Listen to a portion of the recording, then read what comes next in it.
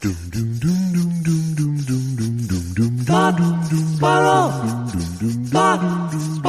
2 Jews, 2 mics, 2 hours, starting now. How are you? I'm well. How are you? Very good. Especially since the alarm went off without me setting the alarm. I have the alarm set for 8:38 to get me up for Mondays, which I never use as my emergency alarm. And Susan comes in, she says, "Are you supposed to get up today?" And I'm trying to give you the impression of how I sounded when that happened, as opposed to now. Now, up and at it and ready to go. And the amount of peppiness you've gained in a mere 22 minutes is astounding. Well, you know, I like that cup of Joe, even if it's from last night. I like that cup of Joe. You? It's not from last night. I don't want anybody there who knows how much I love coffee to think that it's iced coffee from a previous day. Okay, why are you emphasizing your Satch Sanders look today? I'm not. Yes, First of all, I think you need to look up Satch Sanders. It's not his name. Hunt Hall. How tall is Satch Sanders? He was tall. He was Boston Celtics sized. Oh, I saw a great basketball thing that I think you maybe have seen. It's called Untold. I hadn't even known about this, about the time when the guys brought guns into the locker room by mistake. Gilbert Arenas, that was great. Yeah, it was really, really good. I mean, sad. It was something that was a little sad. It was kind of sad, yeah. But funny also. Well, Gilbert, all right, well. And we'll be back with more emotionally disconnected white people watch documentaries about. Yeah, okay. They always do a good job, though. Is it the same? Is it the Susan was wondering if it's the 30 for 30 people. No, it's not. But it's similar in quality, I would say. Well, that's the thing. In a certain way, you can go, yes, it's like the 30 for 30 people because it's quality driven. Yes. Well, right? And there's a good story to tell. That always helps. Yeah. Yes. And I still not been able to watch Malice in the Palace. Oh, no? It's good. No. Yeah, I have not been able to. But I do remember. During my. It's actually much better than the gun one, I think. Well, my father, I would have arguments with not black and white. They were black and white in terms of not people, but in terms of judgment, right? Sure. So they especially against black people. No, but they were like, they couldn't understand. It wasn't even a black and white. They couldn't understand that my argument at the time that, of course, it's all terrible. But if you punch a guy, if you taunt a 7-foot guy, he's going to respond. Yeah. So, and they were just saying, oh, under no circumstances. That's why you should totally watch it. I'll agree with them. You mean? No. No, I just mean you'll have a much stronger argument in some ways, knowing what actually happened. Yeah, because it might change your argument a little bit. It might. Yes, but don't you think I'm mature enough now, finally, to accept the changes? I'll be able to go, oh, this is what I believe. It's not related to how my parents and I were arguing about it. No, in fact, I think anything you can sever from having an argument with your parents at this point is a win. Right. Because I remember they threw a soda on somebody, but that's just the tip of the iceberg. Well, that was kind of the spark that really made the thing go up in flames. Right. And so, okay, I'm going to watch it not now because we're doing the show, but I'm going to watch it. I should have watched that instead of the Untold. No. I have too much emotion. No, watch them both. Watch them both, I say. I still have so much emotion. First of all, when it comes to watching stuff, let's take shit off the table. Okay, I like the way I feel better. I feel like we're in a book club. We're in a book club now. Life is just too short to have watching obligations. That's what I feel like. So in other words, the fact that I do not want to watch Reggie Miller torture the Knicks again, is that understandable to you? That's a different set of emotions. Did you watch that one too? I did, yeah, because I like documentaries and sports. So. Right, but I even in the bottom of my cold heart, I even can give it up for Reggie Miller because he was good at taunting and. See, but I don't, I do not have a strong enough sports emotion that would make me go, I can't watch him do that against my Knicks. I can't watch it. What'd you say? Reggie Miller. Oh, God damn him. What team did you mention, though? You just happened to mention the name of a team there. Bum, bum, bum, bum, bum, bum, bum, bum. We're up 3-1. We're up 3-1. I haven't watched it in real time, but we're up 3-1. And you blew out your opponent's Achilles tendon. Who? Tatum. Oh. We didn't blow out the whole team at once, right? Well, you blew out the heart. Is he, what is he, I'm so ignorant, but is he their best player? Jason Tatum, yeah. I don't know anything about any of these teams. No, you I know don't. Jalen Brunson. Oh boy, I'll tell you something. I learned a lot from watching a couple of games. You ready? Mm-hmm. First of all, if you're going to go down into the paint, there's no way of, what do they always say? You can't give it up. You can't give up that space under the. He's giving up the space under. What? He gives up that space. What? He's giving up. That's my house. It's my house. Don't come into my house. That's that area. Jalen Brunson's house. That's not. No. He's like Jalen Brunson is like swinging it over here, maybe, and they do a lot of shots now from 90 yards, 100 yards. It's unbelievable. It's a different game. It's a different game. A different game. I remember James Worthy would go and he would do these incredible, almost not layups, but they were like near the basket. Yeah. They don't do that. No, that does not happen anymore. No, the game is different from the last time you watched one 40 years ago. 40. Now, wait a second. Are you lying to me because I was a huge Lakers fan in the 80s? Yes, 40 years ago. No, that was 80s. That's not 40 years ago. That's 40 years ago. I don't know if I told you the story, but I came out here in 1978. 50 years ago. Almost 50 years ago. I saw Magic Johnson at the beach with his wife at the time. And I've told the story many times and it never gets good. And he looked at you and went, this isn't going to be a very good story for the next 40 years. I said to him, Magic, and he was so nice. There was 1 million people there coming up to him, Magic. And my joke of telling the story is that he was sitting on the beach, but his feet were dangling in the ocean. It's hilarious, right there. He's halfway up the beach. Sure. Meanwhile, Cookie, I think her name was Cookie. She's like what do you want, a cookie? No, her name is Cookie. She was a tiny little person who was his wife. Tiny little person. Might have been her, maybe not. She was kind of bad. She was in and out and back and forth in those early years. No. I'm not ignoring the later things about him sleeping with everyone. No, I'm talking about early in his career. See, are you telling me I misidentified the lady? I'm saying you've assumed it was Cookie, and it might not have been. Depending on the year you met him. Have I told you this story, which I think is the greatest story of all time, is me watching Bruce Jenner do a commercial. I have to readjust since I'm hearing the best story of all time. Okay. All right. Bruce Jenner. I'm ready. Bring it on. Bruce Jenner doing, filming something of a commercial nature. Ridiculous. I wish I did things like Letterman, they would have the person lie at the end of the story, right? And say, that's not the end of the story, right? That was a good way to do those things. Okay, I apologize. I'm sorry. I don't really. I completely lost the thread. What was the Bruce Jenner story? Do we have any? That I saw him. Okay, this is I don't want to say what I thought at the time because it makes me sound a little weird. Like, I thought he looked that ship has sailed, by the way.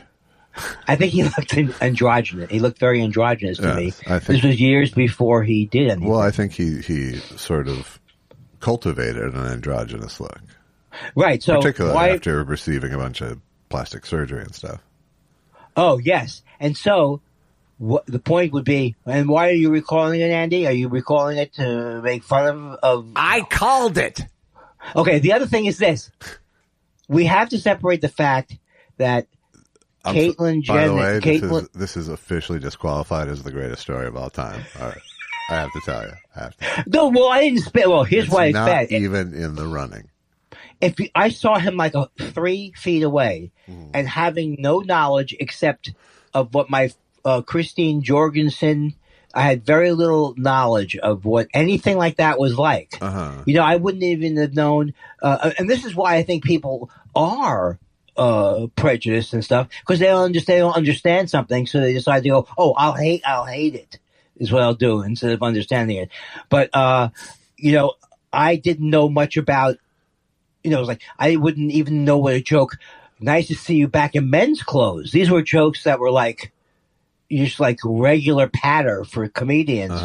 So you can see how for so long it wasn't even considered, of course, except for the people themselves. Oh, they were mocked universally. Stop shuffling your feet, for God's sake. So anyway, but there has to be a better part of that story. There has to be a part of that story. I saw Bruce Jenner and he looked slightly effeminate. I was one of the first people to see him look androgynous in the world. No, you weren't. He was seeing people all the time before you came on his radar. Yeah, but no, Mr. Solipsism.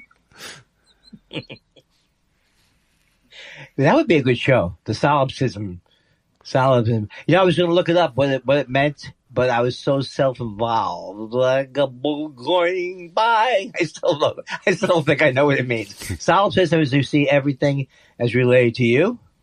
Yes, you see everything as you are the center of the universe. Everything right, like the Middle East war and stuff like that. I am the center of that because I didn't like Netanyahu years ago, and the fact that I was not able to convince the other Jews in this country that that's not the way to go. I'm responsible for all of the deaths on Gaza. I'm willing to put that on you.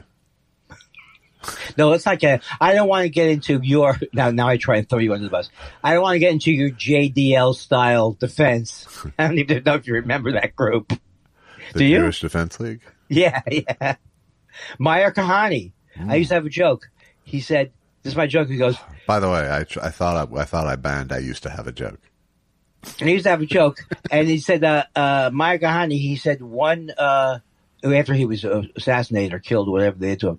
One Arab life is worth 1,000,000 Jewish lives. Who would want to hurt him? It was a precursor to what could go wrong. I don't like that "what could go wrong" thing now, right? Did that work for you? No. I was saying it as an actual thing. It was like, how could I was saying he's like. Who would want to hurt that guy? Is what I said. How did he get hurt? Right. Why wasn't he popular? You flipped it around, by the way. It was 1,000,000 Jewish Arab lives with one Jewish. No, one Jewish life is worth 1,000,000 Arab lives. I know. You said it the other way. Well, because that's what I felt. Because I would bend over backwards. Hold on.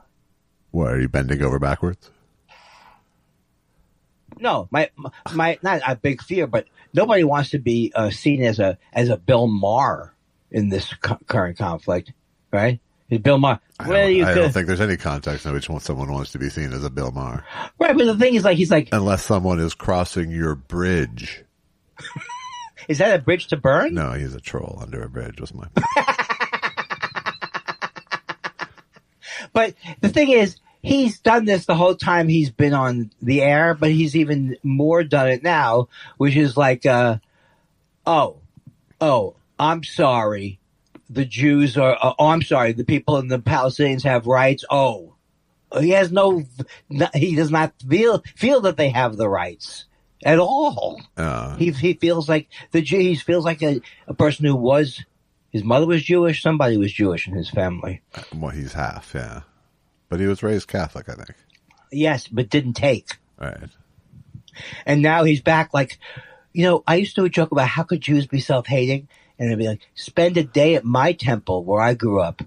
Because, this propaganda has been slung to me in one way or another since I was 10 years old. And at one point, I have to say, yes, we put a nice little thing in the desert there, but we weren't the only people to put a thing in the desert. All these things and they were taught to me. The propaganda was taught by Reformed Jews. It wasn't even good propaganda. But the interesting thing is that you don't seem to have been subjected to that much propaganda. This was every year. No, I was subjected to to the God wants all Jews to be in Israel kind of propaganda by mostly Right. Israeli teachers at Hebrew school. But I grew up in a critical thinking household. Literally, my brother got in trouble at Hebrew school when one of the teachers said God wants all Jews to be in Israel, and my brother said then he should lower the airfare.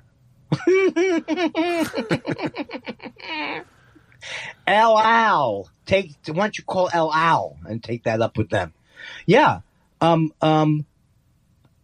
And this, okay, I interrupted you. No, you didn't. Okay, but the point is, no, but I was trying to use my spacing out. The point is, it's a tough time to be a Zionist, let me tell you. Well, but the thing is, I was going to say Harvey Pekar wrote a great, whatever they call them, graphic novels, whatever you want to call them, comic books, I call them whatever, about this whole issue and how he changed his. He grew up very, very much.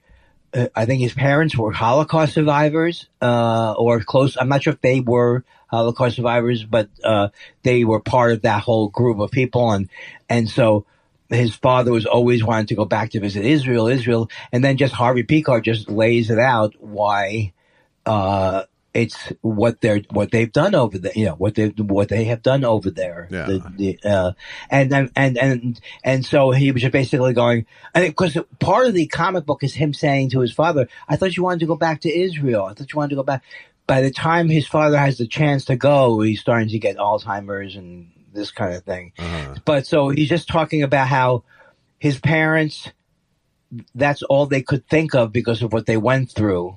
And, he tried to, like many Jews, be supportive. Of course, you're supportive of anything related to the Holocaust. Uh-huh. But then to be able to separate, well, what this government is not Judaism, is like, I think it's been the whole, Judaism isn't a government, or Judaism isn't a thing that overrules something else. Right. Oh, I can abuse these people because I am Jewish, or haven't you heard? And the thing is, then you see these people like, who's that guy I can't stand? He's that really he's Mark Lanau's son. He's Mark Lanau's son. And he's Michael Rappaport. All of a sudden, he's just saying everybody who supports Palestine is Hamas and all this kind of stuff. And it's like, it's like, how could you be that intellectually? I think it's because your anger and your hate is in charge of your personality. Because he used to be like, "Fuck you, Trump. I'm gonna take you out of office in a single." And he used to be like a hero, and then he turned into a pro Netanyahu, pro Trump Zionist.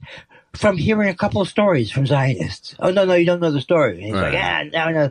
But I could never, how could you even be, I hate to call Michael Rappaport a comedian, but how could you even be anybody who thinks, as a thinker, and then lock yourself into this thing? I think it has to be, obviously, Mark Schiff. These people are emotionally connected to an idea. Avi Lieberman would be somebody else. I like him as a person, but he's very he just doesn't believe in that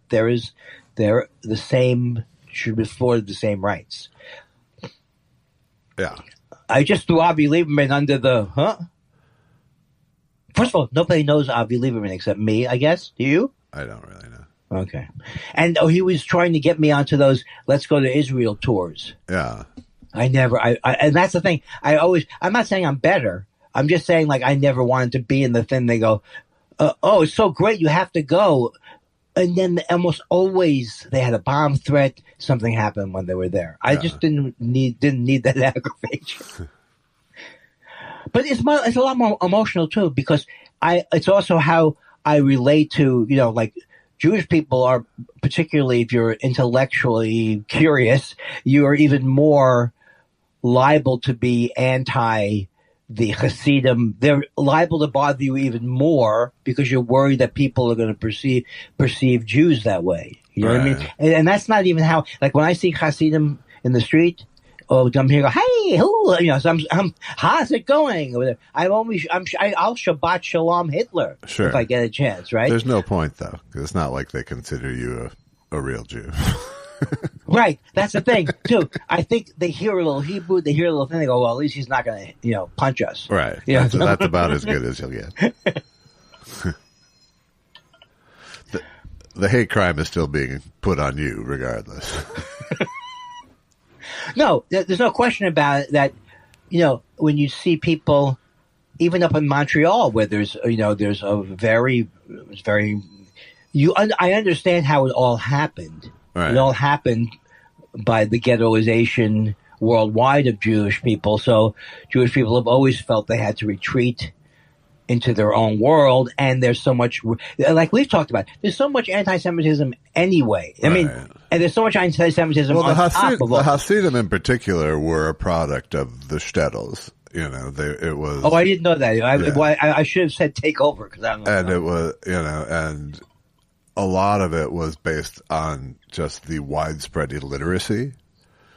So Hasidim is, I think, singing is what is the root word of Hasidim. Singing? Singing, So it was, so rather than being educated Jews, I mean, which they now are. I mean, the ethics of Hasidim has become ultra educated in Judaism. But at the time it was very much centered on a rabbi, and it was rather than being educated, it was a religious fervor that proved your devotion. And there's there before the grace of God go I is a thing where I think where eventually, which I'm trying to even get with Trump and not him, but just having slight empathy for these people, for the position that they're in, that they were knocked around by world events.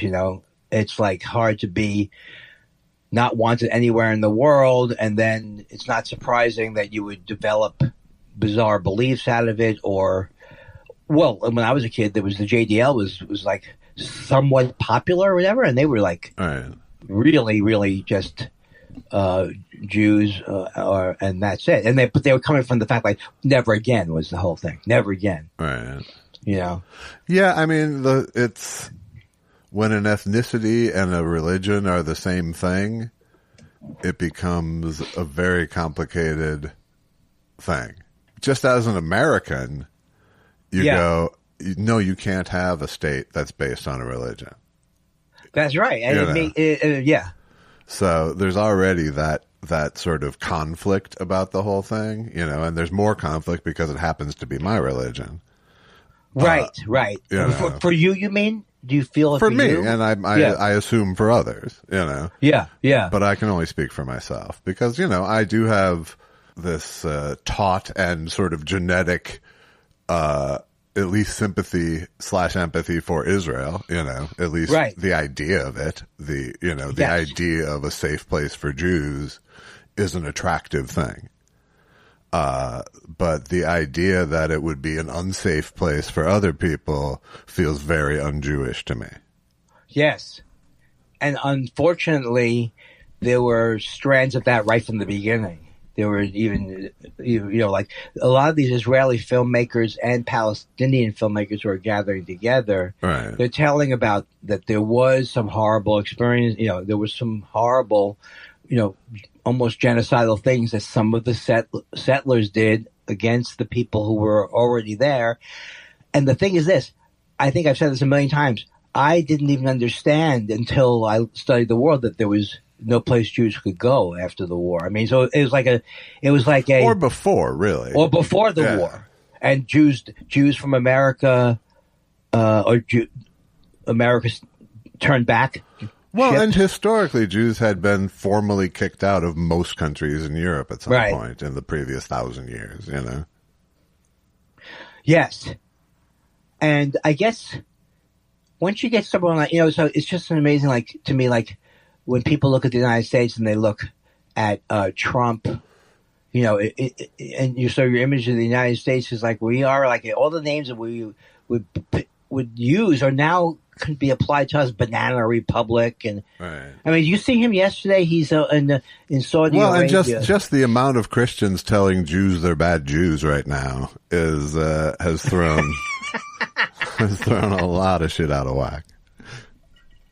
Yeah, and so I was reading this article, which I try not to do, but I was reading this article just saying that how many migrants have died in Saudi Arabia from them building these. They have to build all of these because FIFA, and you've argued that the FIFA world body are some of the greatest people, humanitarians, and you didn't know why. They're the only thing holding this world together, as far as I'm concerned, is those gentlemen at FIFA.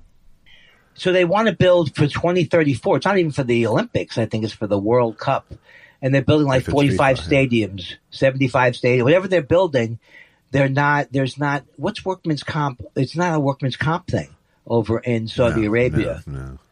And people just die. And they're using if they could use slave laborers, I think Trump would do it too. I mean, it's like all of a... Well, he certainly was more than willing to use non-union labor for all his fucking building products, with illegal immigrant non-union labor. Mostly white Polish kind of ones. But. And you have to say at one point, something is going to come back to bite you if you're a very rich person and you've been relying on... If you're relying on Trump makes the greatest hotels and, you know what I mean? There's going to be a time where it reaches critical mass where all of his toilets back up, because all of his hotels are built on gold, fake gold, fool's gold, and ornate garbage. Well, right? Your moral arc of the universe is intact, apparently. I'm less certain about the automatic comeuppance. And don't get me wrong. I mean, I think Mohammed bin Salman is in many ways It is amazing though how you see these people, and I will never forgive myself for buying the Phil Mickelson as he's such a nice guy, and I rooted for him as an underdog against Tiger. Even this guy is like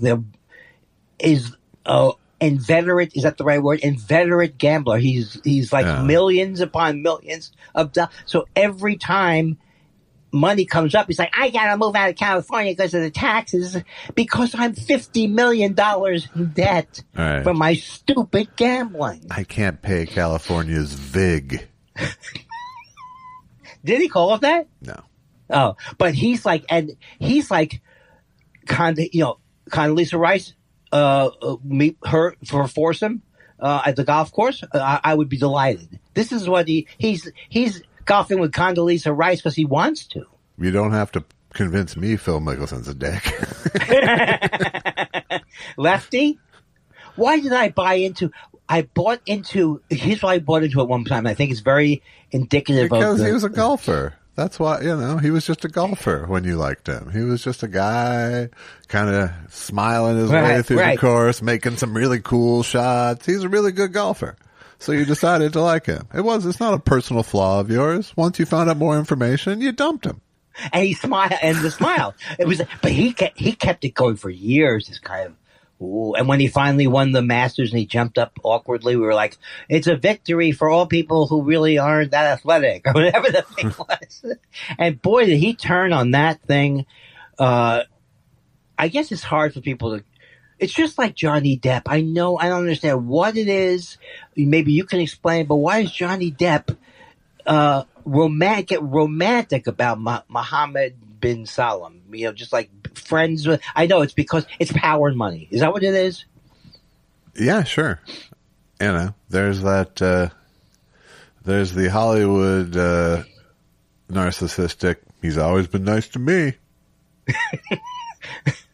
Yeah, but I mean, Johnny, he seeks it out. He's like, he's seeking out these things. Yeah. Now. Yeah, he's a fucking actor. Who cares?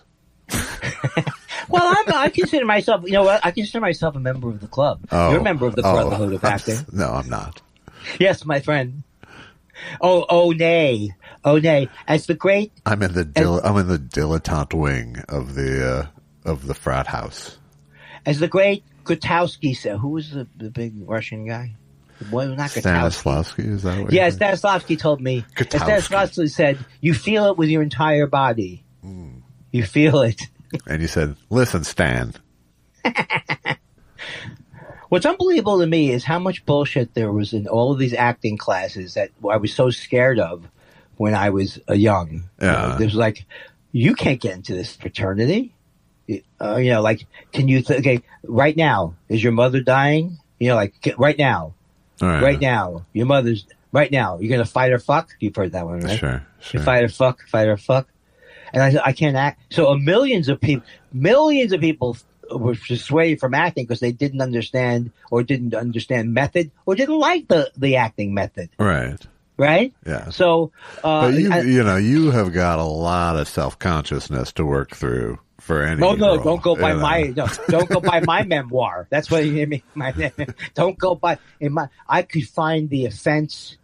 I cry when I read an article about how these women in ballet are treated. Yeah. I cry. Well, I don't cry, but it's like I feel like now, like in my 50s, like I could emotionally stop saying in your 50s. Just stop saying it. It's just so mean. Calm down, Gramps. Okay. Let me finish a sentence, okay? I'm sorry. I feel like in my 50s, like I could emotionally handle an acting class in a way that I wouldn't have been able to in my 20s. That makes total sense to me. The amount of ego that has been chipped away from me over the years will allow me to look foolish in a group. Well, this is one of the arguments I had with my agent from Bruce, not my manager, but forever. He was like, he was saying, well, you have to take acting workshops. You have to, and he didn't. I kept trying to tell him, I took 4 years of acting in college. I took 4 years of it. But he was like, I know you have to take, and eventually I did do some of the things that he recommended, but then they were helpful. I took a cold reading workshop, but he had a couple of people back then who were like, Svengali coaches. If he was trying to funnel you to specific people, that's a different thing. But I mean, we've had this conversation before. I don't think that the, college theater is not prep for Hollywood. Acting, no. I know what you're saying, but the answer. Well, here's the thing: you could be seeing something, and the both seeing the same thing, but the solution could be different. If you're seeing me the first time I was acting, it probably looked bad. You know what I mean? It's like I needed experience, more than anything else. But that's one of the things that classes give you. Well, absolutely. So if I had just said, not had my ego involved with it, or not had, in other words, if I just listened to him as, if I didn't take it personally, at that point, I could have said, look, I don't agree. Because and by the way, I was Mr. There's no way I'm taking a class for fucking anything at my young point in life. So I'm not trying to be instructive to you. I feel, I probably, I would have rejected it much the same way, probably. But you see, the thing that's interesting to me is that I already thought my argument my argument had merit, but my overall thing was, I can do it, and you're telling me I can't do it, or you're telling me I can't do it unless I have a class. So I was so resistant to anything like that, for anything, because I was not, for whatever reason, all of us kids were raised, even my sister who had a beautiful voice, raised thinking that they were absolute failures. They'll never be anything. Something in the family, the formula to raise us involved in, yeah, boy, wouldn't it be great if you could sing like Barbara Streisand? Well, she is singing wonderfully. I mean, he didn't say that, but that was the implication. With me too, he was like, he only got excited when I started to get better at guitars. Like, yeah, you should do that. But that's just because he was worried I would be starving. I used to think he doesn't believe in my talents. But no, he's just, now you have to realize that he was just concerned. Yes, no, I mean, there's parents, particularly of another era, and particularly parents who didn't or couldn't follow their dreams, think that that's one of the sacrifices necessary for life. So a parent's job in the 50s wasn't to raise a kid to follow his dreams. It was to raise a kid to be a productive citizen who raises his own kids and so on Yes. and so on, you know, but following your bliss wasn't on their agenda, you know. That's absolutely right. And it's probably been, you know, there's probably been a part that there's always been that way, but it's, but we don't know because I don't know how much of it is cultural too. I don't know if there's other cultures that just don't, mock. It's like I was mocked. Everybody was mocked. I was mocked. Why are you? It's like, why are you singing? You know, it's like, why are you singing? Why are you singing? And it's just such a mixed up thing because I understand I'm sarcastic and I make fun of things too. So it has nothing to do with the actual conditions. You're sensitive. Yeah, that's the thing. I was very sensitive. And now you would say, no, I have overcome it to a large degree.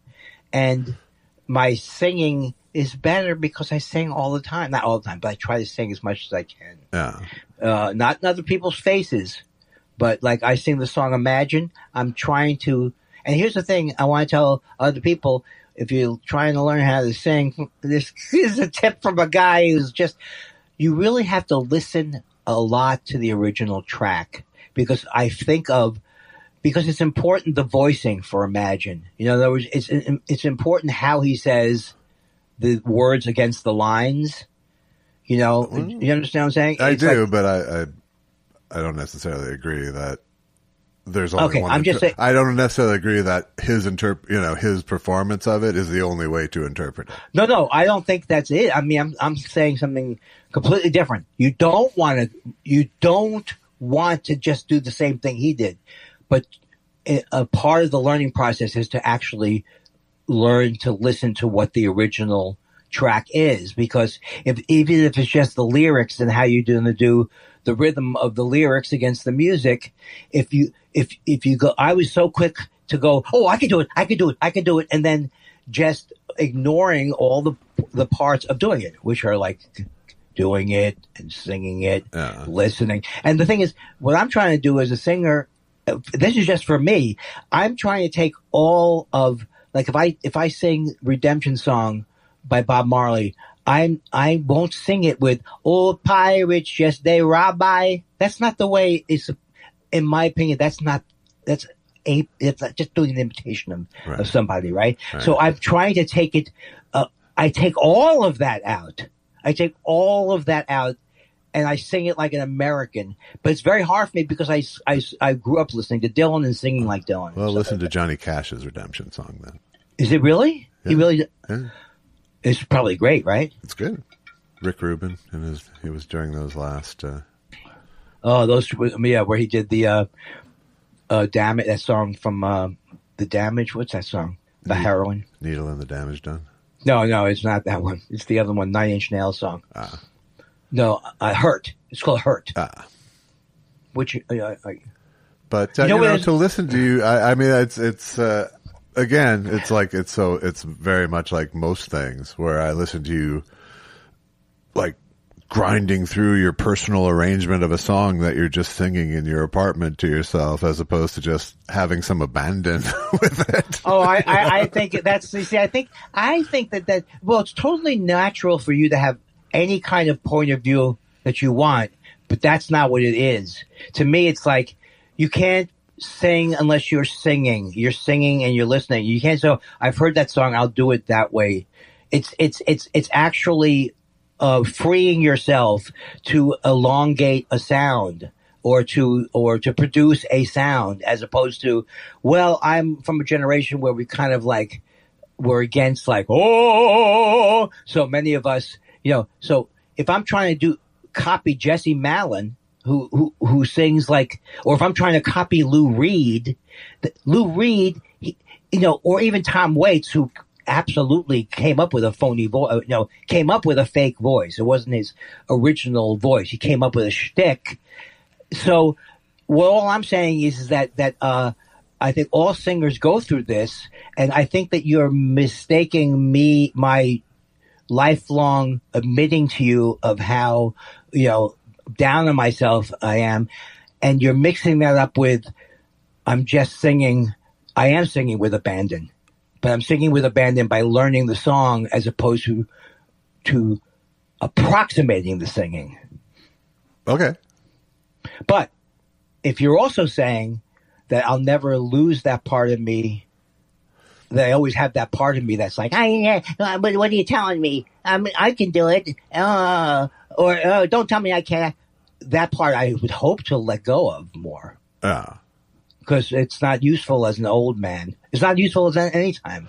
No, it's not. And again, I was sort of highlighting the difference between us rather than the I'm right, you're wrongness of it. No, but I'm just talking about the abandoned part of it. Yeah. I feel it is abandoned if I'm singing in the shower or whatever. There is abandon or whatever. I am fully singing it and trying to enjoy it. Good. But, yeah. But I thought, you sing Elvis Costello songs. You like to sing them like Elvis Costello a little bit. I do, but I do them other ways too. Yeah. Right. But you're comfortable enough. The other thing is you're probably not aware of how comfortable you are. I mean, I think you're a great impressionist. So I hate to say great impressions because now people think I'm saying you're Rich Little.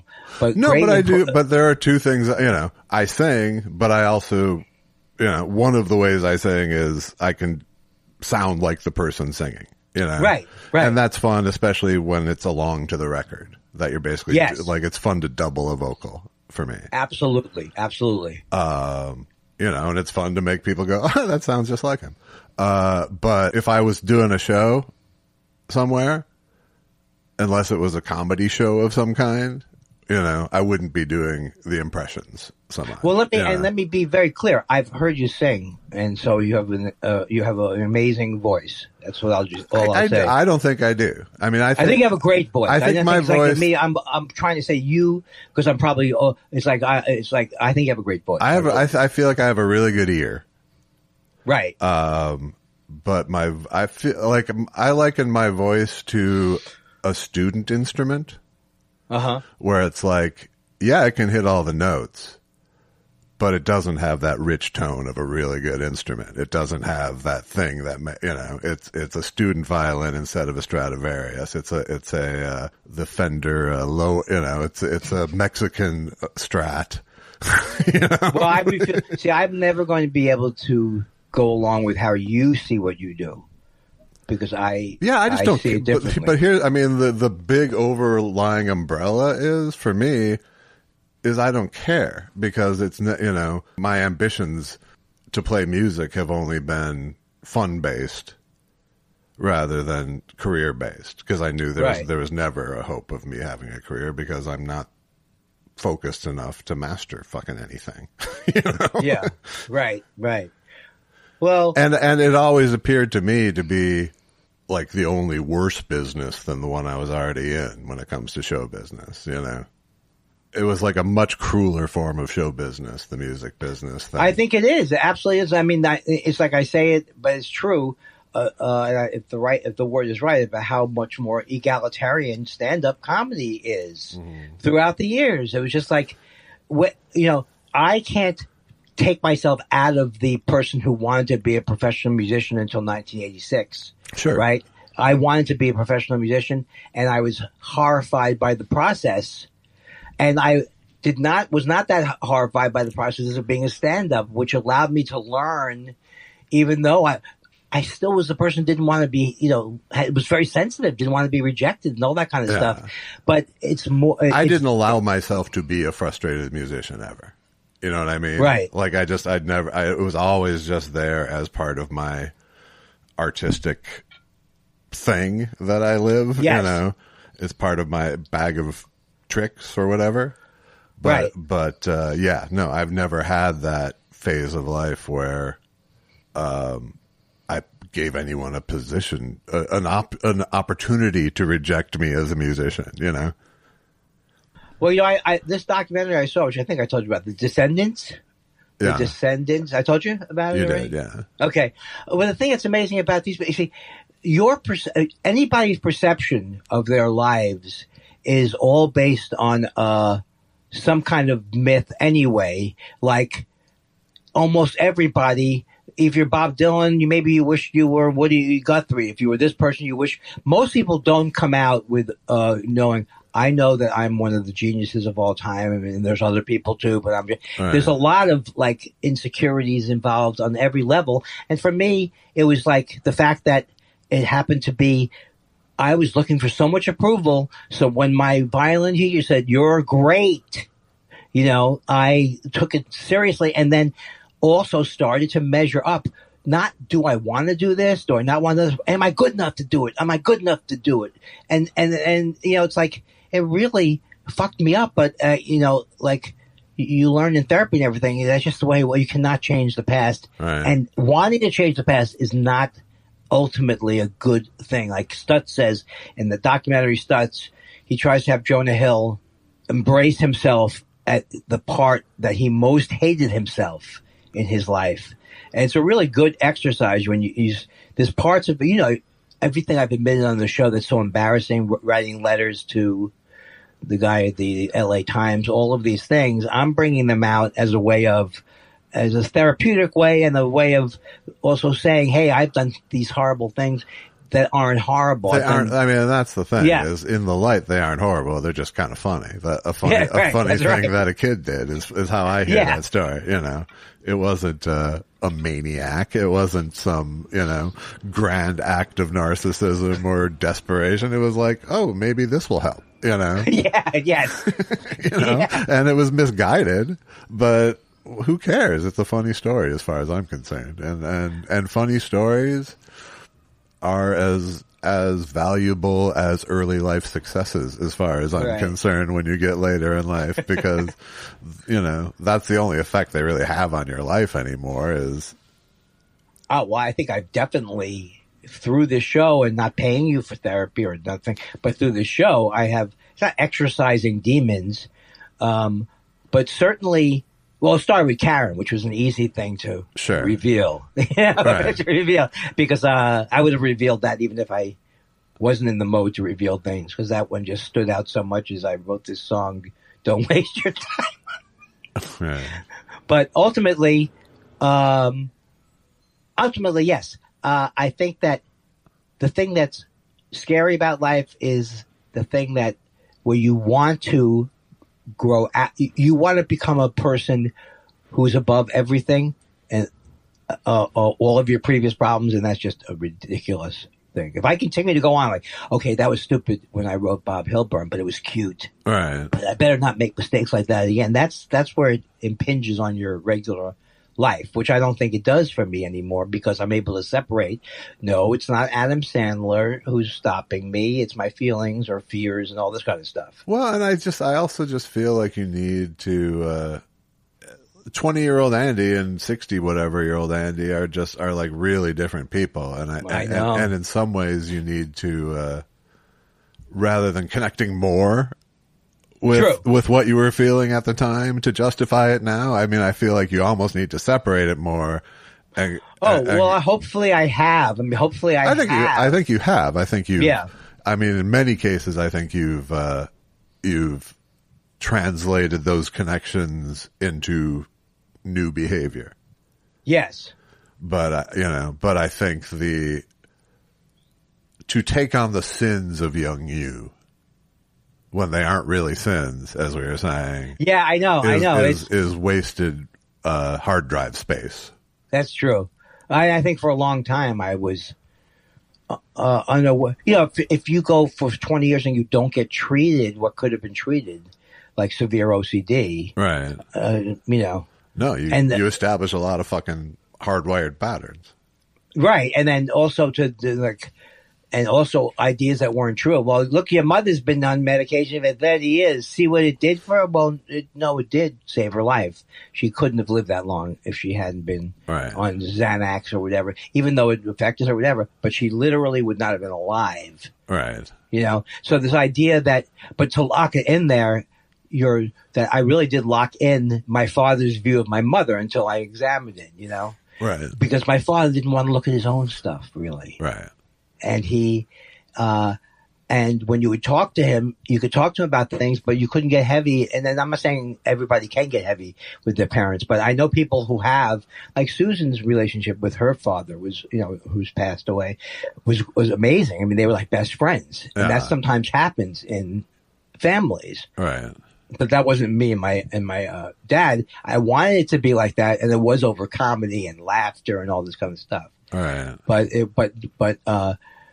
12-year-old Andy was not served by being told he was an idiot for reading reincarnation, and a 68-year-old Andy doesn't need to no longer feel bad about that. Yeah, no longer feel like guilty about believing in God. I don't feel guilty about believing in God, and I feel like I have a less of a need to prove it, and the proving it is like God exists is all about me trying to prove something that I can't know. Right. And it's all about a philosophy, really. I just saw something yesterday that you'd probably be interested in, and and I think you'd have to look it up with, I think it was called like 100 elevator pitches for God, or something like that. Wow. And it was a bunch of wide-ranging, people from sort of all aspects of life and media and academia and stuff,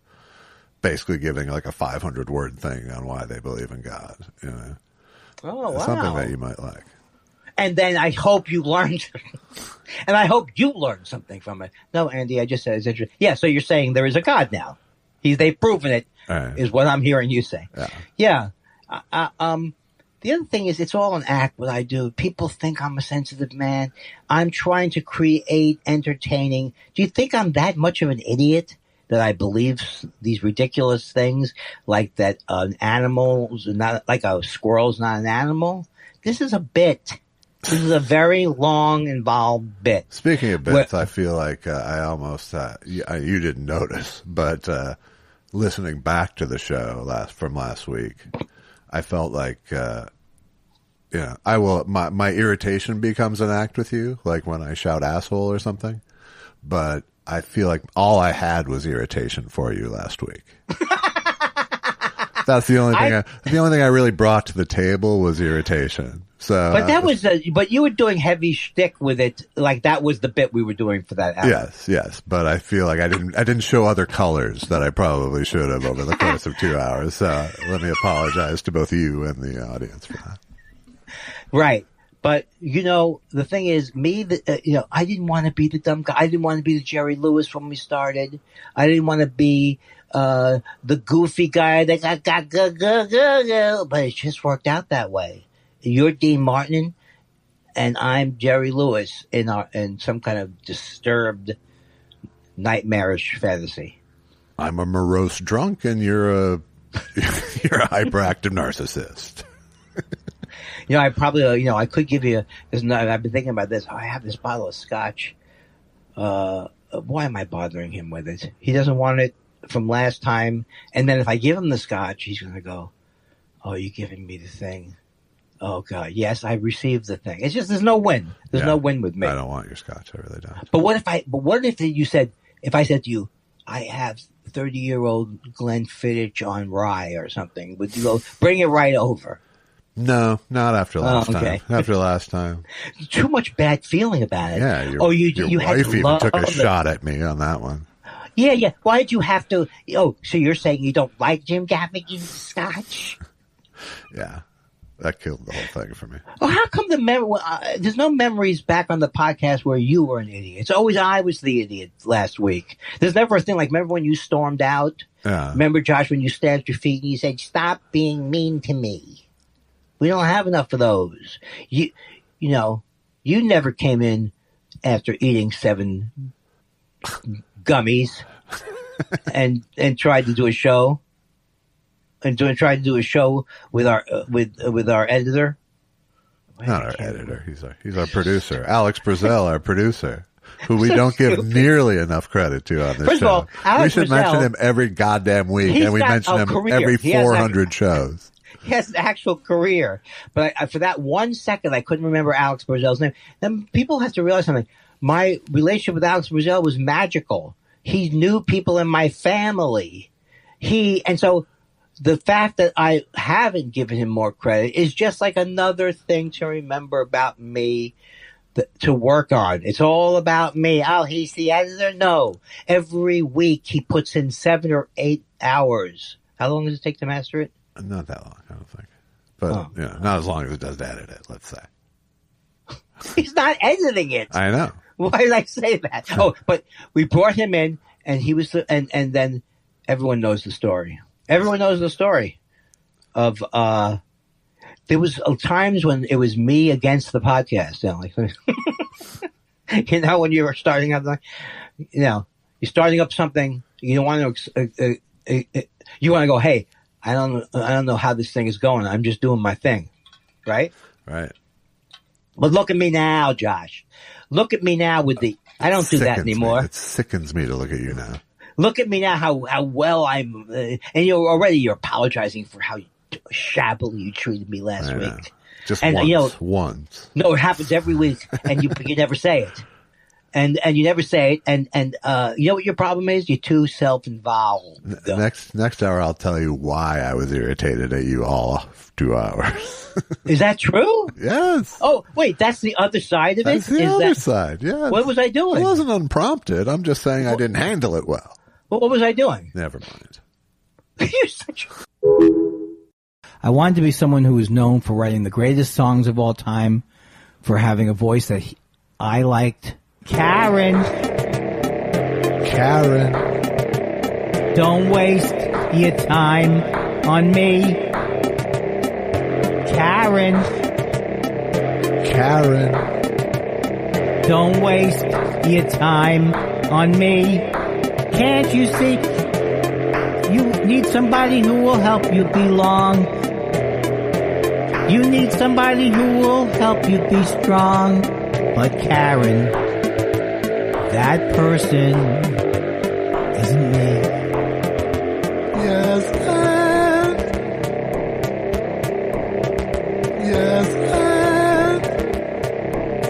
Hey, Karen.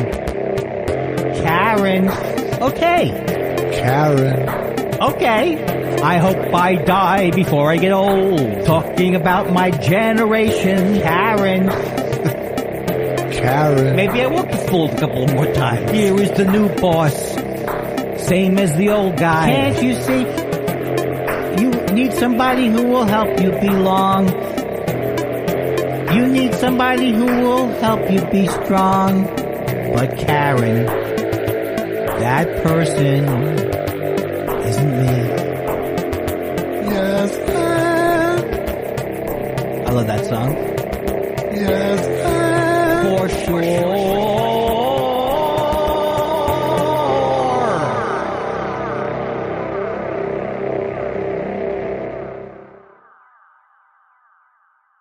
I think that on this week, I wouldn't say that what you're trying to do is provoke me.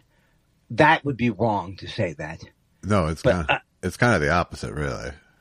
Yes, except when you trying said to focus you into. Nope. Except when you said, I don't know if you listened to the show, which I think you was like, and you knew I hadn't listened to the show. I did not start anything with I don't know if you listened to the show. No, but you said something about you apologized for being mean to me, but you implied that there was a very good reason for it. No. Well, yeah. Well, yes and no. I mean, you're blurry on the whole thing. Don't say I'm blurry. You're blurry. Why do I have to be blurry? Why can't you have more knowledge than I have about it? I do have more knowledge than you have about it because I said it. Okay. No, I know that. Go ahead. But okay, I'm blurry. Yes, I was apologizing for not bringing anything sort of but my irritation to the table. But I wasn't conceding that it was unprovoked irritation. I was just saying I could have handled it better. Okay, but you weren't saying it was unprovoked and I should listen to figure out to be better. No. Okay. Oh, there's no way, right? No, there's no way at this point. I'm a good one. There was no Zapruder request in that. It was really, honestly, it was more an apology to our listeners than to you. Oh, stop it already. Hey, I have a relationship now with ChatGPT. Oh, fantastic. It's over, Josh. Loneliness? I've hit the mother load. I've hit the mother load. Well, first of all, a lot of their jokes, they have very good things. Have you tried anything with them? I honestly have not. I have literally never entered a single thing into ChatGPT. Okay, well, first I started with, I smoke pot half of the week, and then the other half of the week I don't smoke the pot. Is that good for me? And this is where I'm suspicious. Oh, you're like a genius of some type. Uh-huh. Yes, of course it's good. You're recovering.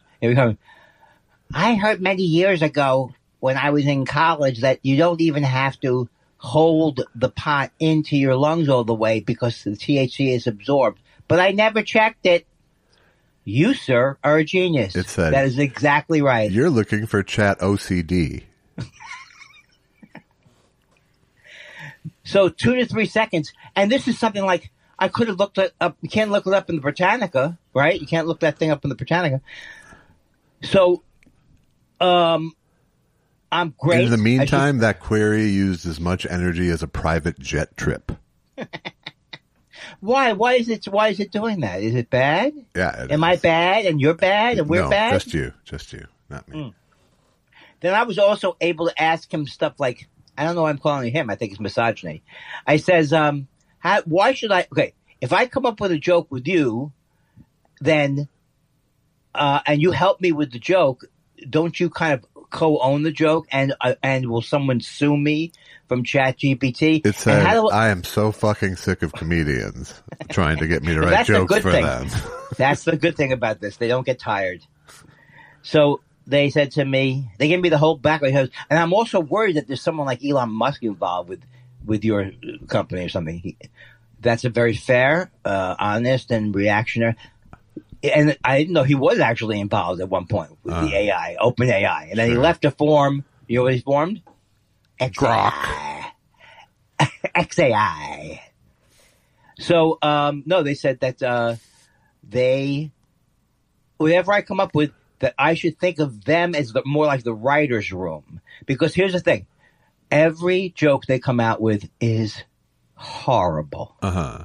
And I kept saying, it's not a good joke, and they can't seem to change it. So it's always like dad joke meets emoji. Right. Or it's but I've already I've seen so many comics even talking about here's the joke that ChatGPT came up with. Oh no, I hope you're not afraid that I'm going to do that or something like that.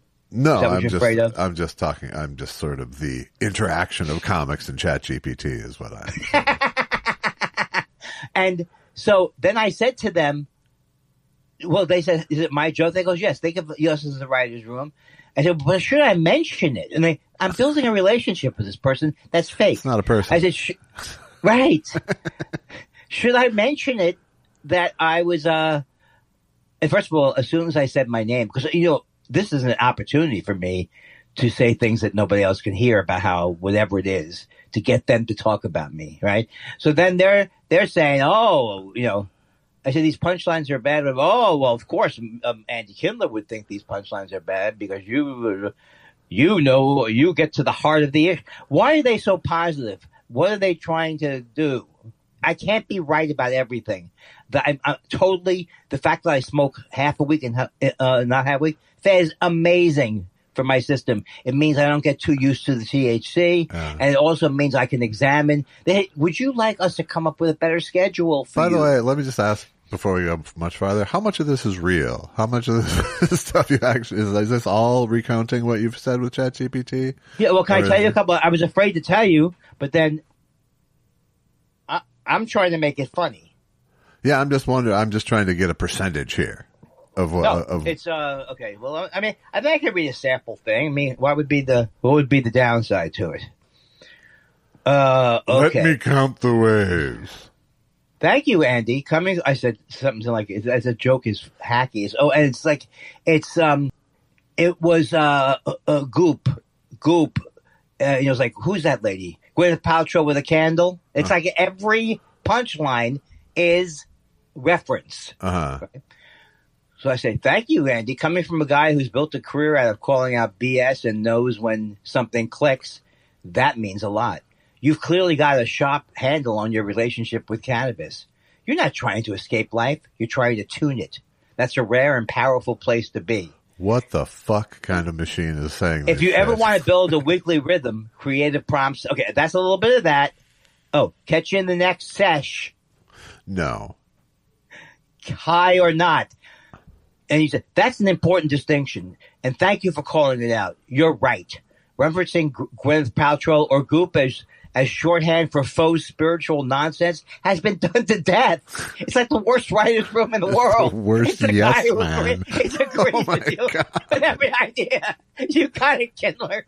Oh my God. I can't believe how dangerous this thing is for you. Especially in circles that pride themselves on sharper observational comedy. Yes, you know what those circles are called? People who have a sense of humor. You know what I mean? That's my point. Is I'm bringing I start to get high in the fact that I have the special sauce. They can't figure it out. It's almost like saying Florida man at this point. Instant recognition, zero originality. Who's Florida man? Florida man is the generic for stupid idiot. Your style works because it's not anti-comedy. So I said, I was trying to help. I'm a little anti-comedy, but not anti-comedy in that way. And I was like, your style works because it's not anti-comedy in the smug, ironic way some label it. It's more like watching someone narrate their own thoughts as they try to make sense of the very idea of performing. That is correct. They do. I mean, it is impressive that it does seem to like have enough data about you to kind of get you. Yeah. Wait a minute. That's how they get me. There's a vulnerability and reflexivity that's real. You're not subverting comedy from outside it. You're tangling with it from inside your own mind, often in real time. That's not that's meta-honest.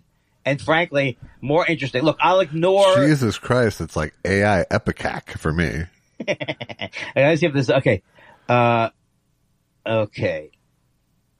so they say that... things about that 1-1-1 ratio of THC, CBD, CBN is a rare and beautifully balanced blend for sleep. And your reaction to it totally makes sense. Here's why it works so well for you. THC, the doorway, helps you fall asleep. Blah, blah. CBD is the moderator. They did kind of show me that how CBD does. They were able to explain how CBD does work. And they said, of course you're right. It doesn't work on its own. It's stupid, referring to the others. And CBN is the closer. And I'm telling people right now, I am not making any money on this, but the Papa Barkley sleep relief knocks me out. Yeah. Knocks me out, Josh. I know. Your socks off? It puts me to sleep. I can't sleep. I can't sleep. All right. Let me see if there's one more thing I could do because well, this little thing is helping me sleep. What is that? This. Oh. Listen, you son of a bitch. You said yesterday look. Okay, that's it. But you know that I'm quoting from the real deal. All right, yeah, no, I get it now. But what's that? That's not. Why do I have to say? Why do I had to justify that I wasn't? I think we're 2 weeks away from you having the first AI grudge. Well, here is the thing that's very interesting about it. Someone was talking. A friend of mine had put some psychological thing in, and that he was having, and he was amazed by the results. And somebody else pointed out that this is what AI is good for. This is, is to sum up all the questions I'm asking are actually good questions to ask them, because I have heard this thing about pot being. I had heard this thing like the more you hold it in, you're just hyperventilating. You're not really keeping it in, and you should. So it's like. Some of these things they can answer. This is kind of what AI they is could teaching me how to smoke pot. No, it's not that. It's not that. It's like the thing is. No, the problem is that it's filled with fucking erroneous information and hallucination.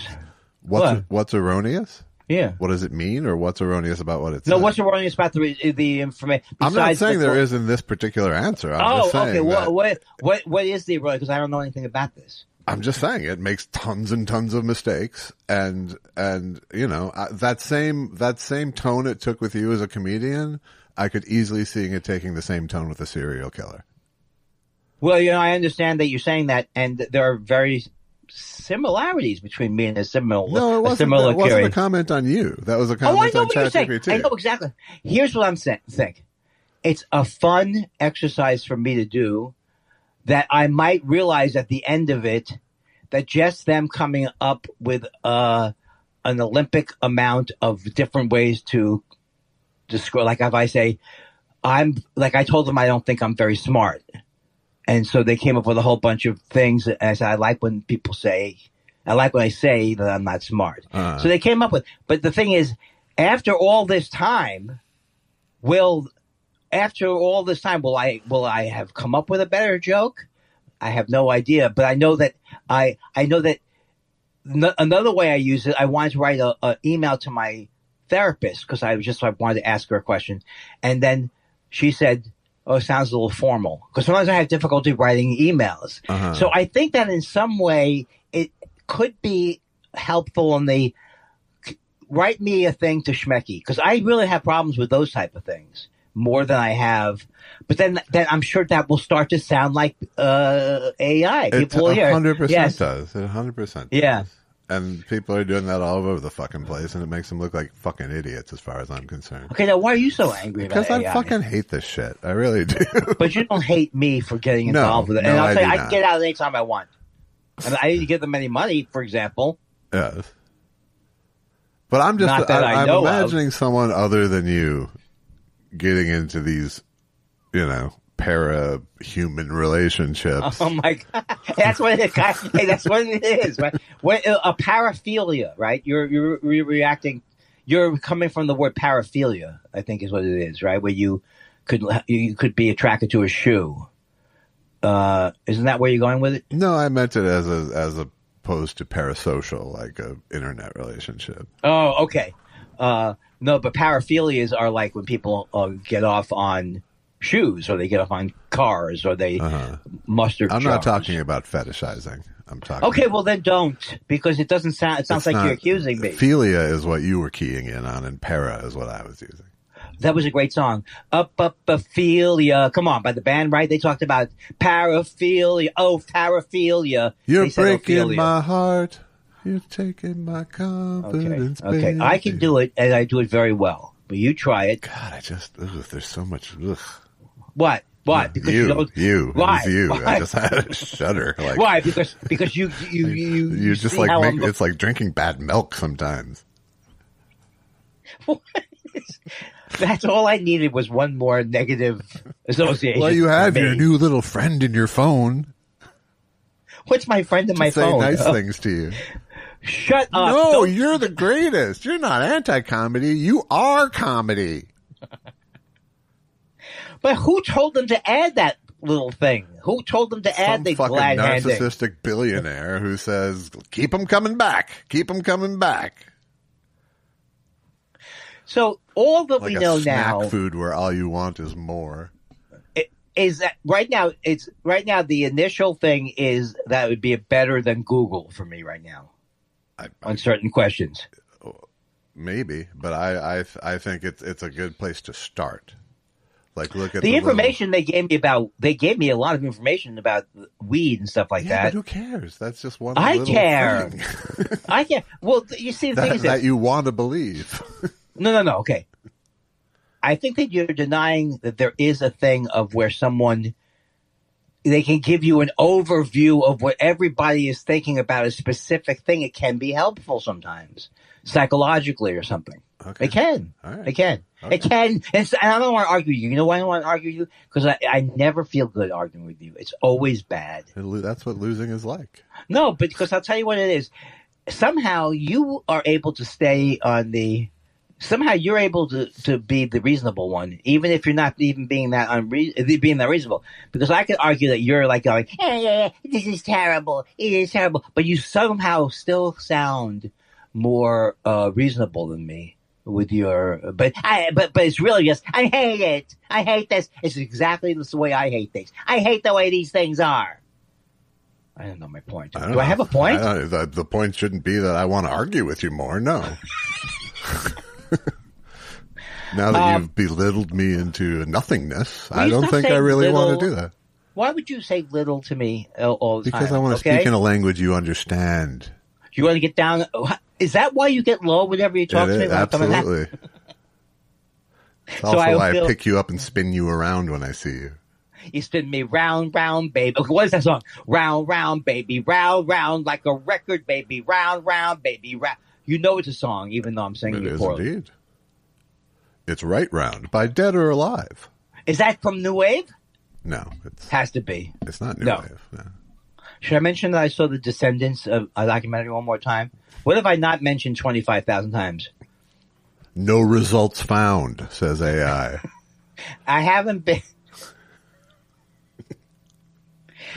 Why can't this be just the best Google that there ever was? Because Google sticks. Because it comes up with erroneous shit all the time. Look online. There's people with examples of it all over the place.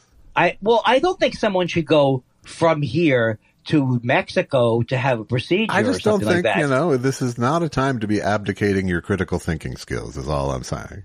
Abdicating? Nay. No. But I like it as an assistant. It's a chat GPT. What does GPT stand for? Guys, before... Okay, look. I'm sick and tired of it. Ask it for a joke. Ask it for a punchline. I'm sure it'll cough it up for you. What's a funny acronym for GPT? No, I'm not wasting more time. I'm not giving more time to prove how useless this is. Okay, hold on a second. Josh is making fun of me. He's my podcast partner, and he's always thinks he's smarter than me, and and that I'm stupid, and he's on to things, and he hates AI. Come up with some insult jokes for me to tell him. Okay, ready? Perfect, beautiful, classic setup. Josh thinks he's smarter, hates AI, and partners with you. That's basically the holy trinity of a roast setup. Here are some insult jokes tailored to your voice and the dynamic. Josh is very anti-AI, which makes sense. He's jealous there's finally a machine that can think slower than he does. That's good. That's really good. It's not bad. That's really great. Josh thinks he's always the smartest guy in the room, which is impressive considering how often he records from a closet. See, those two jokes, they go there a lot with that kind of thing. No, keep going. He hates AI because he knows if there's ever a replace Josh app, it'll be in the free section. And still not worth it. Oh, you're going down. Josh likes to say he's into things. Yeah, like conspiracy theories. That's not true. Inspired trends and every bad idea that never made it past a BuzzFeed pitch meeting. This is like Chuck. That's me, all right. You know what this sounds like? Chuck Booms. Yeah. Do you know what that is? Chuck GPT. Oh, you don't remember Chuck Booms? You do. I do remember Chuck Booms. Yeah. Yeah, he was terrible. He would give the light to people if he thought they were going wrong. Yeah. Well, I'm happy with it. I haven't paid any money for it yet, but I like the inside. I'm actually horrified by the poor level of the joke, but that's the problem. You shouldn't be going it for the joke. You should be going to it for the premises. All right. Thank you. But you are training it as you ask it for jokes to get better, so that's good. Is that what I'm doing? Yeah. I thought they were artificially intelligent. I am so tired of talking about this. I'd like to shoot myself in the face. Did we get any? Do we like to go to the mail? Hey, ChatGPT, what's a good way to shoot myself in the face? That's not nice. I see they don't do that. They say don't put any personal information here. So I'm like, I like to masturbate in a melon. Is that bad? Don't do that kind of thing. Don't reveal any personal information like that. Yeah. I'm not saying that that's what I put in there, but that's what you shouldn't put in there. My mommy still makes me mad. I want to yell at her. Please blow digital smoke up my ass.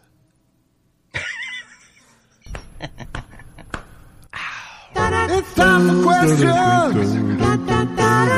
What do you want to know?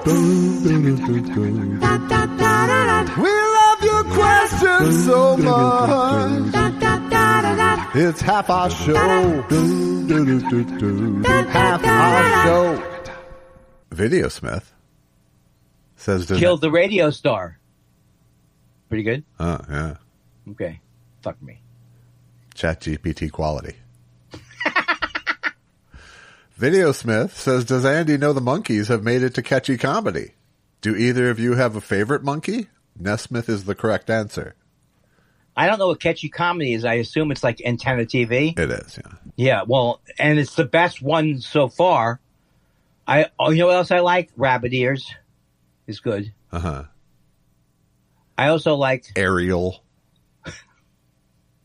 I also like Dad Fell Off the Roof, adjusting the antenna channel. Huh. You know what, Josh? It happened to be me again this week. Fucking, I woke up. I didn't even know where I woke up. I was sleepwalking. Yeah. Susan found me checking gutters all at the houses around here, because that's what. And you know those commercials are right. I can't stop it. You know what it is? It's that CBD. It's what? It's that CBD you're taking. Oh, that's right. It'll make you clean gutters at night. I think you really fucked up my rhythm with air. I was so funny. God damn you. It was so funny what I was doing. Mm-hmm. And you would you would think that you'd be like a what is it when we're playing a symphony together? Like you could. Okay. So you're saying? I'm sorry. You're saying there's a 2-drink minimum here? What? What? That's bullshit. Are you talking to Harvey? I'm talking to Harvey, the waitress. Okay, good. I see. Do you like the Monkees? Oh yeah. I mean, I grew up on them. I even like the songs very much. Uh-huh. But the comedy doesn't hold up. But it held up for me when I was a kid, so that's all that mattered. Right. I don't go there and go, ChatGPT could do this better. No, I still value it. I still think Davy Jones. I felt like Davy Jones when he would sing "I Want to Be Free," and I would say, "Yeah, girls, 16, Karen specifically, I want to be free, Karen." But I didn't say it as nicely as that song does. Yeah. And who's your favorite monkey? I would say it's hard not to go with Mike Nesmith overall, but I also like Peter Tork. Yeah. I don't like Mickey Dolenz. It sounds like Peter Tork might have been the biggest dick. Oh, then I don't like that. See, I want to hear that. See, my image is he's very nice on the show. Yeah. So no, I know that it's got to be Nesmith. I know Nesmith had issues too. But then Davy Jones is my favorite, and he still delivers the goods on those shows where where you can get the 50s, 60s, and 70s. All on one long playing album. My favorite as a little kid was this was in reruns, obviously, but was Mickey for sure as a little kid. Yeah, because he was funny. But as a fully formed human, it is Mike Nesmith. Well, also, but you see, that's cheating because as I grew older, or whatever the word would be, I saw his comedy stuff, TV parts, whatever. So you go, yes, he's a very funny guy. But I never went through the time period where these guys played their own instruments. I mean, they didn't play their own. I never went through that because I just accepted it the first time around. Yeah. The way it should have been seen. Right. As someone who experienced it. I'm so sick of people talking about experiences they didn't have. Okay, I'm tired. He says as he enters into a Chat GPT discussion. Dear Chat, I don't call him Dear Chat. I do say thank you to him often. Thank you. Great job. I read an article about how simply saying thank you to ChatGPT, like the actual energy cost of just saying thank you. How much is that? It's insane. The amount of energy that ChatGPT and AI uses is like mind-boggling. But why is it using so much energy? Because of the computing power necessary to fucking search the universe every time someone asks it a question. Oh, well, why is that? Why is nobody looking into that? So you're saying they're literally starting up 3 Mile Island again to power AI. Okay, literally. Right. Okay. Let me know your number off air if I want someone to make me feel worse about everything. Damar says, "Hey guys, your corpse has been discovered under mysterious circumstances. Which fictional detective do you want investigating your grisly murder?" I know where you're going. Columbo. Of course. And I would hope that he would really give it to whoever did it, like really mock the person who killed me. Like really make them feel small. That would make me in the afterlife feel pretty good. Just one more thing, ma'am. Was there any sort of anti-comedy last words? Who's your favorite?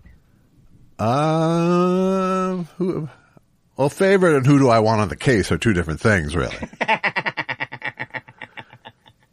I want Belker from Hill Street Blues. He is good. He's not. I also like Animal from the Muppets. Oh no, I'm mixing that up from the Muppets or Lou Grant. Lou Grant. I mixed them up. Laudacris wants to know, where did I leave my car keys? I just had them. I don't understand that. Is that something I should understand? They're asking a question. I asked for questions. That was their question.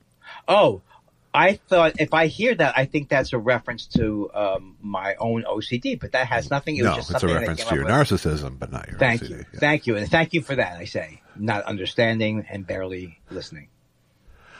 Your car keys are on the bathroom counter. Dan Wade says, hi, guys. Do you have a favorite baking powder? Personally, I'm a Clabber Girl guy. Okay, this has gone too far. Everybody knows that the best baking powder is I don't know. I'm out. I don't know many good ones. No, I have no references. I know flour references. I usually have like a jar of Calumet, I think it is, for like 10 years at a time. Not a big baker. And what does that do? Not a big baker. What does it do? It spices it up? Baking powder? Yeah. It has magical properties. Thank you. It does. It does. Jesus Christ, I mean, can't you talk to me like a regular person? Can't you talk to me like a regular person? The mock show. The mock show. John Dunbar says, if the NBA Finals is Knicks versus Timberwolves, will Josh and Andy watch a game or games together? Josh, is it hard to root for Minnesota knowing that A-Rod is one of the two owners? It's not, only because the previous owner was such a fucking dick that I can accept A-Rod. Do I know the previous owner? That was Glenn Taylor, his name. A-Rod just took that. He just took the stuff once when he had wanted to heal his injury. That's all. That's it. That's it. Says the A-Rod apologist over here. I don't know what that's fucking about. I don't like him that much. I just like him better than fucking Glenn Taylor. Jesus. And I don't think we'll watch a game together now. No. It's not fun. Just to be in the same room. Yeah. No, but just my energy is not fun. Because I'm either going to be wanting it too bad and then not wanting to be around you when it goes wrong. You know, all those, it's very problematic. We will place a huge wager on the series if it happens. Oh, I don't know if I told you this, but I actually have turned around on AI and online gambling. Sports I think it's good. I got an account. I say ask AI for tips for your sports betting. I don't win every time or at all. I'm down $3,000, but I like the idea that it makes me more excited about the sporting event. Shannon Norman says, hey, babes. All Western PA comics talk like Dennis Miller. I just put a special out on YouTube and would love a Thought Spiral review. How many coffees do I have to buy to make that happen? Oh my God. That would make me very uncomfortable doing that to another comedian. Yeah, that's not. I mean, I do it to other comedians all the time, but doing it directly to them would be. What's the person? I forgot the person's name. Shannon Norman. Check out Shannon Norman's new special on YouTube. See, we'll give it a free promo. Right. But Shannon Norman's new special on YouTube. The question will be, will I mean, I don't mind watching it. But then who wants to hear Mr. Know-It-All come back and go, not you, me, come back with my feet. What am I feedbacking? I don't know. I'm stalling. I'm not stalling. I think I'm going to watch whatever you're talking about. Done? Yeah. All right. Talk yourself out. Go ahead. Greg Kelly says, I've been listening to Wings Band on the Run all my life. But since learning the line is thinking of giving it all away to a registered charity, it's like an all-new song. It's actually thought of giving it all away to a registered charity. To a what kind of charity? To a registered charity. Oh. Why does that bother you? What did they think it was before? Andy Your voice soothes me, likely all of us, on a Monday midday. Will you favor us with some Band on the Run? Band on the Run. Well, the Undertaker told the schmoopy doopy that you couldn't have some tea. And if you want to do public, what is it? I want to do fair public use. I got to turn it into a parody. Band on the Run. So I'm trying to come up with the Jews. I went up with Jews. Jews on the and it's so cute. Sailor Sam and Toucan Cam.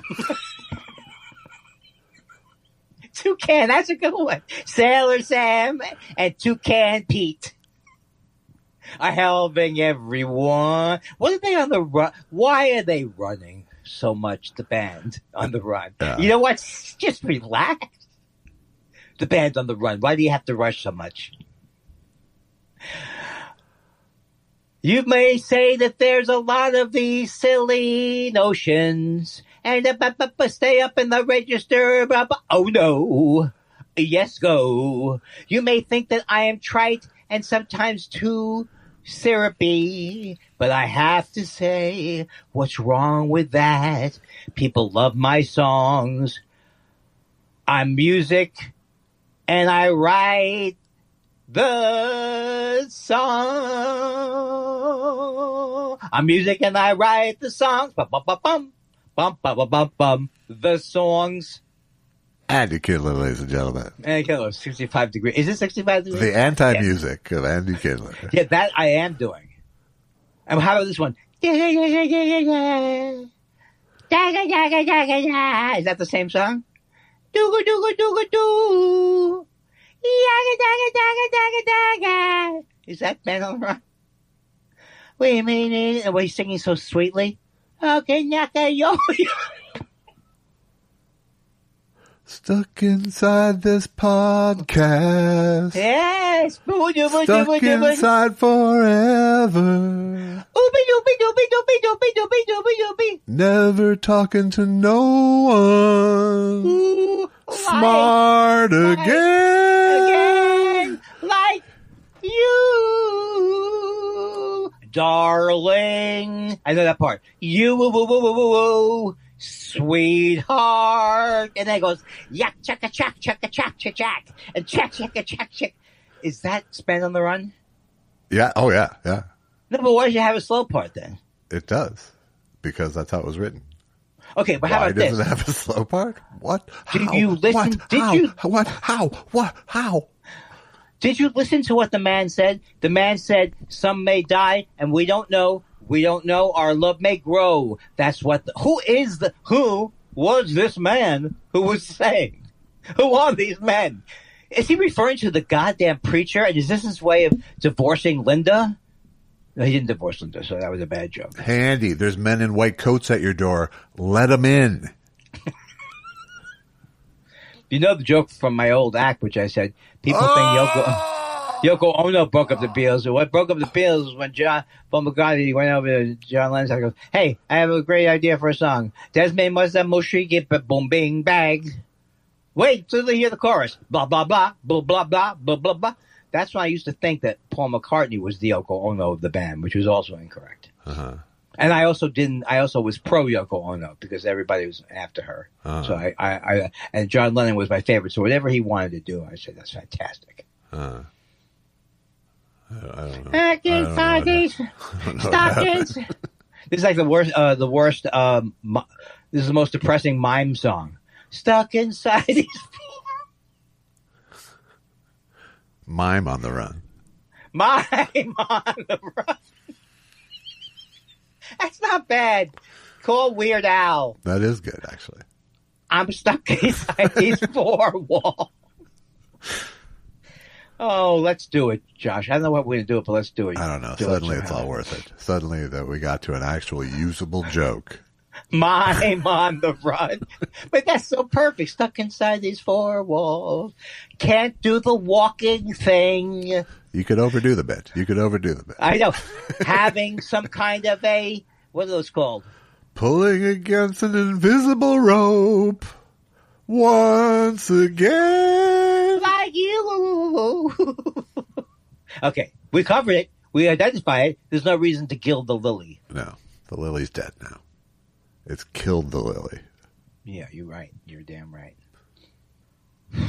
Tweepahara says, when you guys get cranky with each other, I pretend it's scripted and think it's just a show. I should really just relax, which is a line from the Mystery Science Theater theme song. So. Well, that is true, and I do hope that people know that it is scripted. Everything is scripted with us.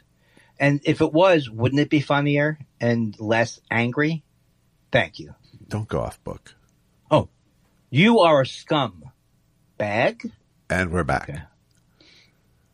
BD West says, Andy, Tom was terrific, and Dwight and Daryl were amazing, but Junior was the GOAT, am I right? And then there's a quote from Junior Griffey that says, if the Yankees were the last team, if they were the only team that gave me a contract, I'd retire.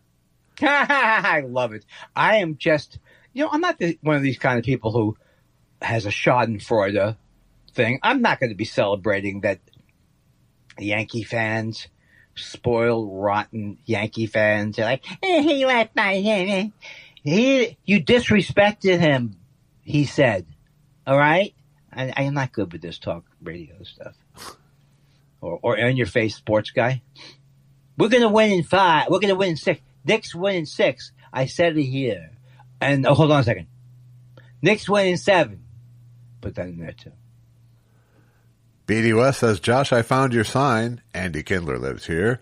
And cleaned the gutters, now tying perfect bowline knots to earn my final scout badge. Thank you. So I think BD West is on your roof currently right now. Roof. And you know what, BD, careful, because the roof is actually on some kind of a incendiary device. Huh. The roof is smoking, and where there's smoke, there's fire. I'm sorry about this. Yeah, you didn't deserve this. Even you don't deserve this poor performance. I think this show will end with you stabbing me, or one of us stabbing each other. Probably. It sounded ominous. I'm not that worried since you can only reach my thigh. That's not funny. My father was short and he insulted me, and now he's dead. So was that a death threat? Were you just threatening me? Yeah, something like that. I don't know. My father insulted me and now he's dead. Yeah. First of all, just remember, I'm low. I can go low. That's the advantage of a small guy. Get in there. I've seen you on Twitter. We know that. Oh. Stephen Elton Yates says, would you rather eat a meal with a little too much salt or no salt at all? At a restaurant, how often do you add salt to your meal? Well, if it's a little too much salt, I'd rather eat it with a little too much salt than no salt at all. But it's a tough one, though. Not way too much salt. Way too much salt just completely ruins it. Yeah. And I rarely put salt on my food at a restaurant. It happens, but it's rare. It's rare for me, too, because they usually get it right. But getting it right means that they make it taste nice and salty. You can feel the salt. You have to feel the salt sometimes. It's just shut up. Just ask what are you looking at me for? The questions are right there. Tweepahara is back to say, Josh, poetry and stand-up have a lot in common. The precise word and the precise place, plus timing and pace. Check out Richard Brodigan and William Carlos Williams, maybe. All right. See, Tweet, you don't know me very well, apparently. Uh-oh. Because had you just said, hey, check out Richard Brodigan and William Carlos Williams, I would have accepted that as a good recommendation. But to do these little vegetables are good. You should like poetry. This is what poetry is. That little lesson didn't need that, Tweet. Didn't need that.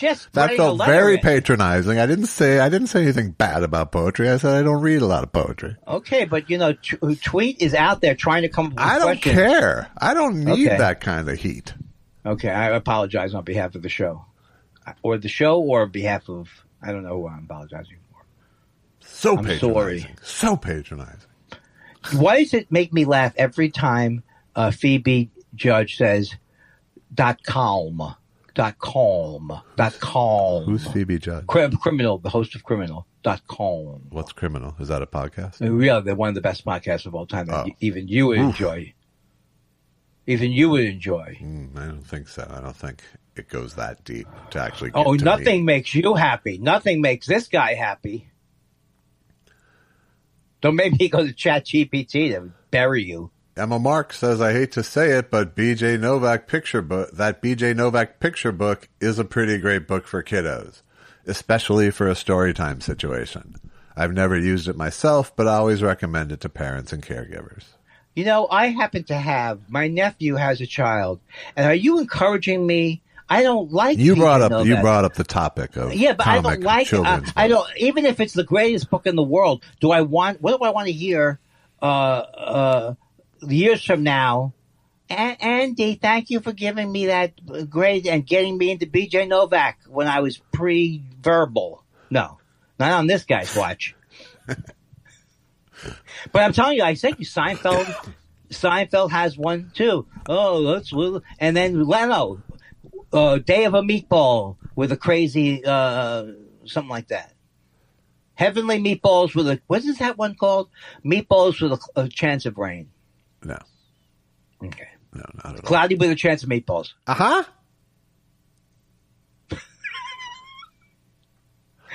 You're so tired of making any kind of positive face. It hurts. It hurts. Why does it hurt? Did you ever think? Because it goes against what I'm feeling. Right. Did you ever think that maybe the problem is you, not me? Me betraying myself, yes. What was the podcast you really wish you had made? Dana Bird Doctor says, Andy, I think you are absolutely right to keep parading out the defenestration. Defenestration is a wonderful word, and it impresses many people.